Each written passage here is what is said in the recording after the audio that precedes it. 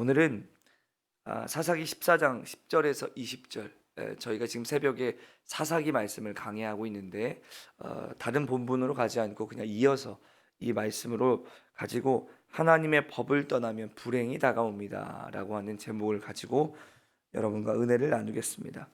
오늘 본문은요, 우리가 잘 알고 있는 유명한 사사 삼손의 이야기를 다루고 있는데요, 딥나 여인과 결혼식 잔치 자리에서 있었던 삼손과 블레셋 사람 30명과의 수수께끼 사건을 소개하고 있습니다. 먼저 10절에 보시면 삼손의 아버지가 여자에게로 내려가매 삼손이 거기서 잔치를 베풀었으니 청년들은 이렇게 행하는 풍속이 있음이더라, 이렇게 말씀하고 있는데요, 여기에서 여자에게로 내려갔다는 것은 그 여자가 살고 있는 그녀의 집으로 갔음을 의미하고 있습니다. 보통 이스라엘 사람들은 자녀의 결혼을 위해 신랑의 부모가 신부의 부모에게 결혼 지참금을 지불한 후에 신부를 신랑의 집으로 데려와서 결혼식을 올렸습니다. 그것이 이스라엘의 통상적인 결혼 문화였습니다. 그럼에도 삼손의 아버지가 삼손의 결혼을 위해서 이 딥나로 내려간 것은 그의 결혼식이 이스라엘의 풍습에 따른 것이 아니라 블레셋의 풍습을 따른 것임을 보여줍니다. 그러니까 삼손이 이방 여자와 결혼하면 안 되는데 이방 여자와 결혼하는 것도 하나님 앞에서 문제가 되는 것인데, 그 결혼의 방식 또한 이방 풍습을 따라서 지금 하고 있는 것을 볼 수가 있습니다. 이렇게 블레셋 풍습까지 따른 것을 보면 삼손의 부모도 삼손이 이방 여인과 결혼하는 것을 끝까지 반대하지 못했음을 의미합니다. 예나 지금이나 자녀 이기는 부모가 없다, 이 말이 맞는 것 같아요. 그러니까 자녀가 하겠다니까 부모가 못 이겼던 것 같아요. 이것을 막았어야 되는데 못 막았었던 것 같습니다. 여러분, 삼손의 부모님은요, 믿음을 가진 자들이었습니다. 그래서 그 누구도 회개하지 않고 하나님께 긍휼을 구하지 않은 그때에 하나님께서 삼손의 어머니에게 말씀하시고 삼손의 아버지에게 말씀하시고, 그리고 이 삼손을 그의 가정에 이스라엘을 구원할 사사로 보내주셨거든요. 근데 참 아이러니한 것은 믿음의 부모 밑에서 태어난 자녀가 반드시 그 신앙을 개성받고 믿음으로 세우는 건 아닌 것 같다라는 생각을 해봅니다. 물론 여기서도 목사님, 자녀가 믿음 안에서 살지 못하는 것은 부모 문제라고 하는데 꼭 그렇지만도 않은 것 같아요, 이렇게 말씀하시는 분도 계시겠지만, 지금 진짜로 이 나실인이었던 삼손, 영적인 부모 밑에서 자라고 태어난 이 삼손도 지금 믿음 밖에서 지금 행하고 있을 뿐만 아니라 믿음 밖에서 행하고 있는 자녀를 어찌할 수 없어서 이 아버지, 어머니, 이 부모님 또한 지금 자신들의 그 신앙을 계승하지 못하고 지금 잘못된 길로 가고 있는 아들을 그냥 따르고 있는 모습을 보게 됩니다. 삼손의 부모가 그를 나실인으로서 최선을 다해 양육했지만 삼손은 하는 일마다 이 나실인으로서 하지 말아야 할 일을 거침없이 했습니다. 그의 삶은 구별되어지고 거룩해야 되겠지만 그의 삶은 전혀 구별되어지지도 거룩하지도 않았습니다. 이방 여인, 그것도 자기 민족을 짓밟는 원수의 나라의 여인을 탐했습니다. 죽은 자의 시체를 만졌습니다. 그리고 오늘 본문의 살인 행위들은 다 나실인이 하지 말아야 되는 일이었습니다. 그런데 하지 말아야 되는 것을 다 하고 있는 거예요. 그리고 삼손이 이렇게 하나님의 뜻을 계속해서 거역하게 된 것은 그가 자라온 환경이 블레셋의 문화를 따르고 있었기 때문입니다. 부모가 아무리 신앙생활을 잘하고 신앙교육을 열심히 하더라도 밖에 나가면 모든 것이 탐욕과 타락의 이방 문화이니 그가 그것들의 영향을 받지 않을 수가 없었던 것입니다.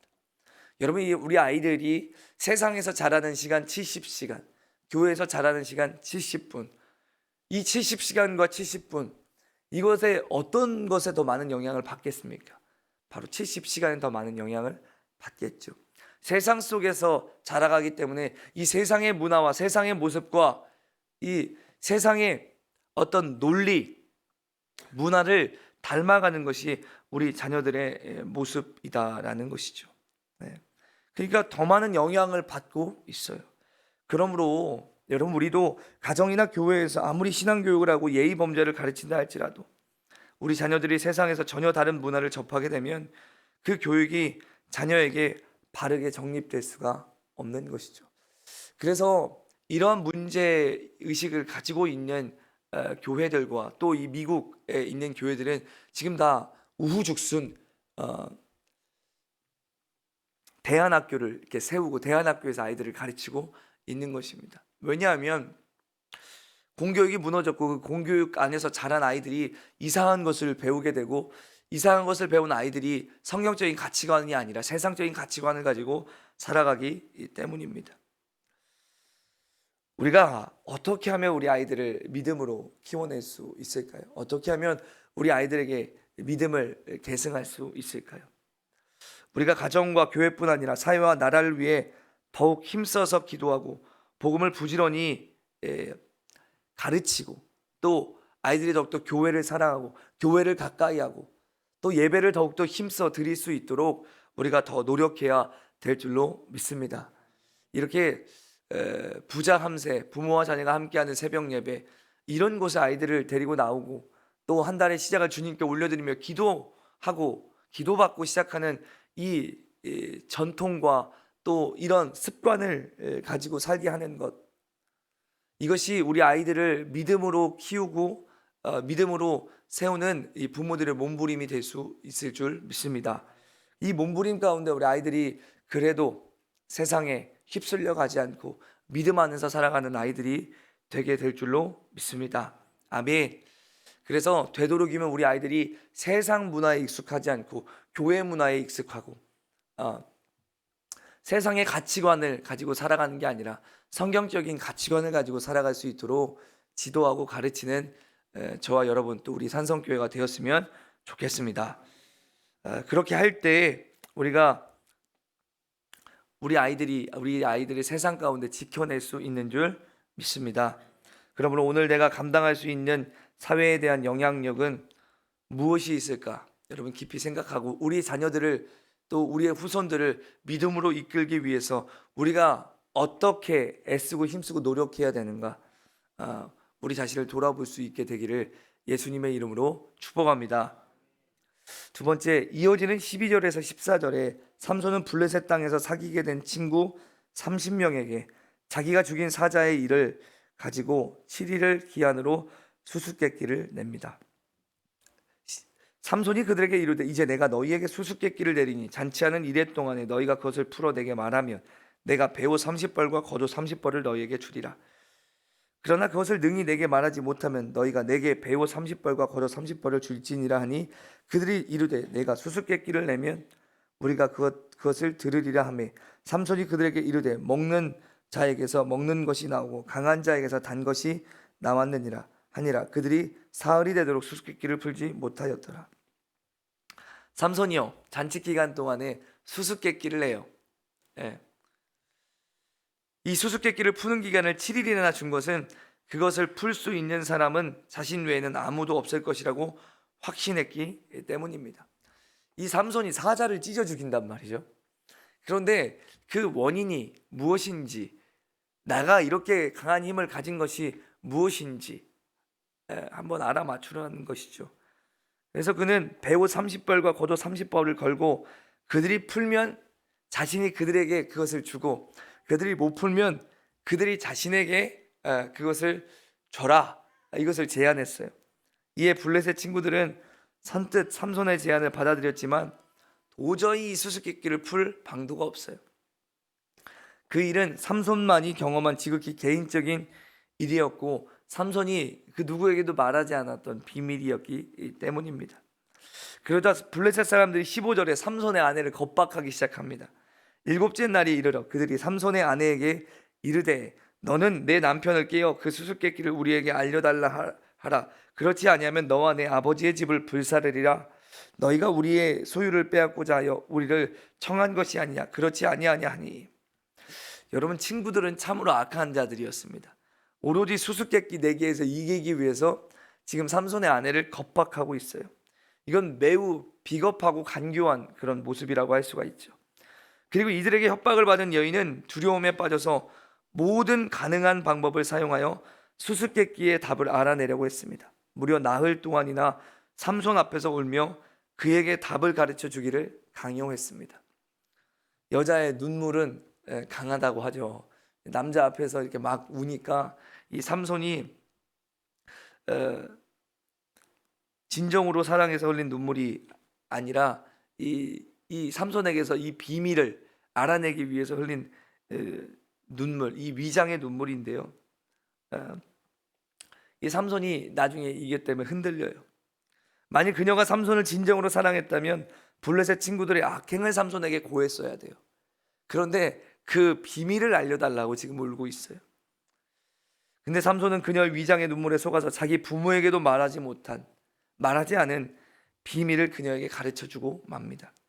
그리고 결국 삼손의 아내를 통해 정답을 알아낸 블레셋 친구들은 삼손이 낸 수수께끼에서 승리하게 됩니다. 여러분, 여기서 여자의 유혹은 오늘날 우리 성도들을 넘어뜨리려고 하는 세상의 악한 유혹을 상징합니다. 믿음대로 살아가지 못하게 하는, 하나님의 자녀같이 살지 못하게 하는, 말씀대로 살아가지 못하게 만드는 세상의 유혹과 같은 것이죠. 삼손에게 닥쳐왔던 것과 같은 세상의 유혹은 우리 성도들을 향해서도 끊임없이 닥쳐오고, 그리고 오늘 지금 4월 한 달에도 우리에게 닥쳐올 것입니다. 여러분, 우리는 이 유혹에 넘어가서는 안 되는 것입니다. 세상은 계속 우리에게 말합니다. 야, 그렇게 살면 불편하지 않아? 그렇게 살면 힘들지 않아? 왜 그렇게 사는 거야? 이렇게 살면 어떠니? 저렇게 살면 어떠니? 우리를 유혹하면서 우리에게 다가온다고요. 우리는 여기에 결코 넘어져서도, 미혹당해서도, 흔들려서도 아니 될 줄로 믿습니다. 오늘 또 특별히 삼손에게 이런 유혹의 손길을 이렇게 보냅니다. 오늘날에 누구에게 이렇게 유혹의 손길을 더 많이 이렇게 보낼까요? 교회 안의 중직자, 그리고 목회자, 이런 이들에게 더욱 집요하게 이런 유혹의 손길을 보냅니다. 실제로 여러분들은 잘 안 찾아서 보시겠지만 유명한 목사가 돈이나 여성 문제에 휩쓸리게 되는 경우가 적지 않습니다. 그래서 사회 이슈로 그런 것들이 떠오르게 되어지고, 이런 기사만 찾아보면서 기독교를 무너뜨리려 하고, 이 기독교를 안 좋은 어떤 집단으로 이렇게 포장해서 교회를 무너뜨리려고 하는 그런 세력들이 있습니다. 이는 그들이 본래 악한 사람이었다기보다는 세상의 집요한 유혹에 한순간 넘어감으로 그러한 결과를 맞이하게 되었다고 볼 수가 있습니다.